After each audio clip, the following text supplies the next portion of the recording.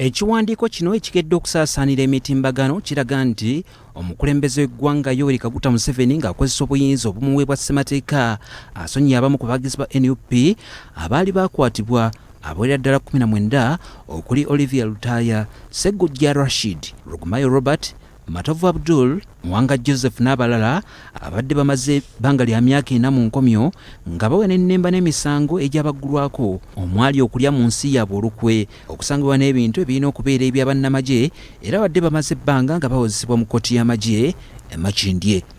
Gye buvuddeko abamu ku basibe bano bakkiriza emisango egibavunaanibwa era kkooti yabasalira emyezi 3 kyokka gibadde teginnaggwako, omukulembeze eggwanga n'abasonyiwa era bayimbuddwa. Olivia Lutaya abadde ku mmeera eruzira atuukidde ku kizibu kya NUP Makerere era yaniriziddwa nga muzira.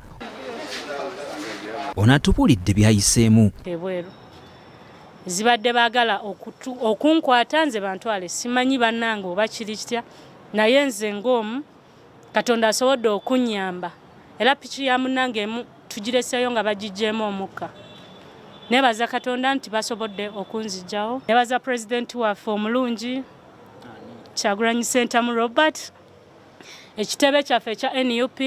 Ono agamba nti yadde ayimbuddwa ali mu kutya okw'amaanyi. So ngenda saba Katonda yagenda okunkuuma kuba sigenda kugamba nti ngenda kwekuuma. Bo bwe babeera bakwagala basobola okunonawo nawe babeera baagala. Nnyo ndi mweraliikirivu era obulamu bwange kuba simanyi kuba ali nsobodde obaddukako, simanyi oba next time nasobola okufuna chance edduka.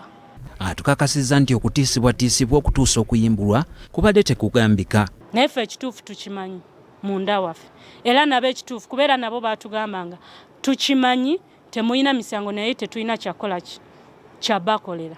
So baatugamba tukirize emisango ffenna tubeere iko babe nga bo omusango tegugenda basinga naffe kuba baatugamba we tugaana option eyaliwo twalina kukkiriza ewatali ekyo twalina okufiira mu kkomera.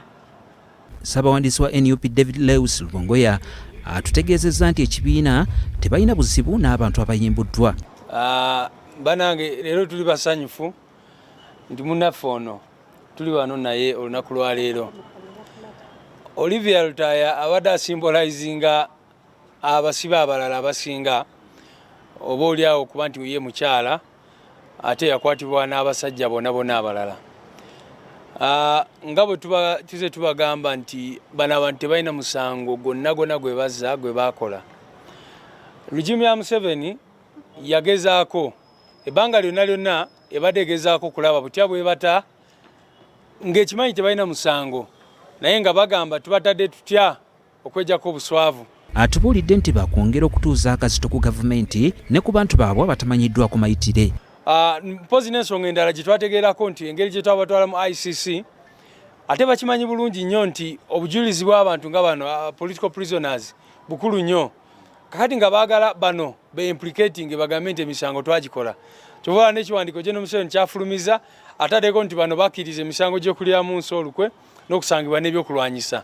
Naye kaakati Olivia Lutaya abagambye nti tebagendayo newuwe kucekingayo kati ye bye bamusanga naye babisangawa. Minisita w'abaana n'abavubuka Balaam Balugahara agamba nti abadde mu ssaale mu kuyimbulwa kwa bano. Lwaki nkulinda emyaka 4 kati so boogera ebyo kubanga bawulira bubi ATM nagimenye. Ono agamba nti bagenda kubudaabuda abayimbuddwa babeeko ne bye babatandikirawo okutandika obulamu ye bw'ayise obweyagaza.